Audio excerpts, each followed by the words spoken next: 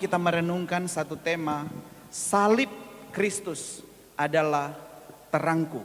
Salib Kristus adalah terangku. Saudara, Alkitab menyaksikan kepada kita bahwa semua orang telah berdosa dan telah kehilangan kemuliaan Allah. Semua orang, setiap orang dari setiap suku, kaum, bangsa, dan bahasa. Secara khusus dalam bacaan kita melihat bahwa orang Yahudi, orang Israel tidak luput dari dosa. Meskipun Allah memilih mereka, meskipun mereka bangsa perjanjian, meskipun mereka telah diberikan hukum Tuhan, hukum Taurat, mereka tetap berada di bawah kutuk. Galatia 3 ayat 10 tadi menjelaskan bahwa sesungguhnya semua orang yang melakukan hukum Taurat, yang tidak sempurna melakukan hukum Taurat, berada di bawah kutuk.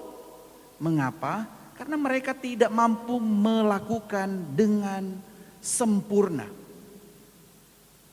Jadi termasuk orang-orang Yahudi pun berada di bawah kutuk. Kalau kita melihat bagian ini, Paulus di dalam Roma mengganti bahasanya dengan bukan berada di bawah kutuk, tetapi berada di dalam tubuh maut. Dia manusia celaka, dia terus-menerus memikul tubuh maut. Beberapa penafsir mengingat hukuman Romawi yang pernah dijalani oleh seseorang yang kedapatan membunuh sesamanya.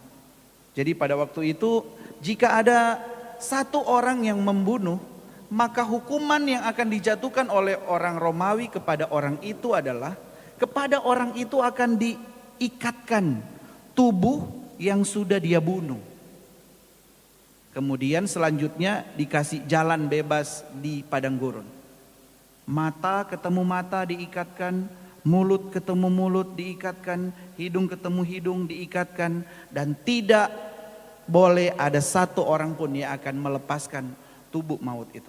Kalau ada orang yang mencoba menggantikan melepaskan, maka orang yang melepaskan itulah yang akan diikatkan tubuh maut.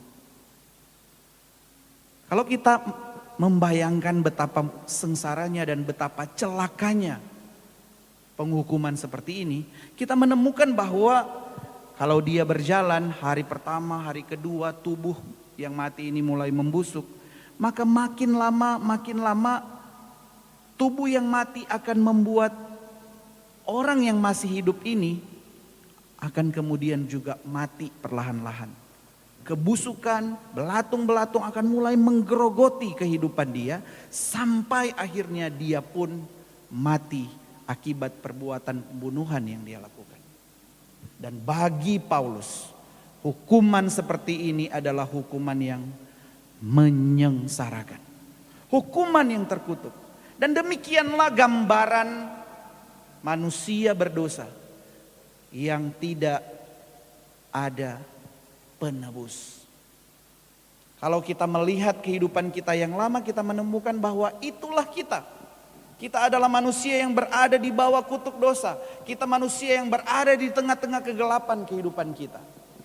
Namun kita sungguh bersyukur kalau firman Tuhan pada hari ini mengingatkan kita bahwa Yesus Kristus rela menjadi kutuk supaya kita yang terkutuk boleh kemudian ditebus oleh Tuhan, diperdamaikan dengan Allah. Caranya adalah di atas salib itu. Salib yang hina itu, salib yang simbol dari penderitaan dan hal yang begitu memalukan. Yesus mau mati di atasnya, menggantikan kita. Dengan jalan itu, dia menebus kita. Bapak ibu saudara, kita seharusnya bersyukur untuk anugerah Tuhan. Sama seperti Paulus, syukur kepada Tuhan Yesus yang menggantikan dia.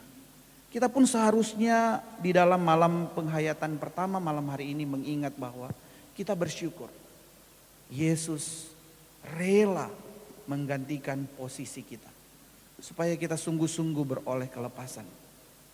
Bagi kita malam hari ini, dengan mengingat itu, harusnya kita bersyukur untuk anugerah Tuhan. Dan ada komitmen untuk tidak mau kembali lagi kepada cara hidup yang lama. Tidak kembali lagi kepada keberdosaan kita. Karena kalau kita kembali lagi, maka kita menyalibkan Kristus kali yang kedua. Dan tidak ada lagi tersedia penebusan bagi kita. Bapak Ibu Saudara, kiranya malam hari ini kita sekali lagi mengingat. Karena salib Kristus itu. Karena salib kehinaan dan kutuk itu.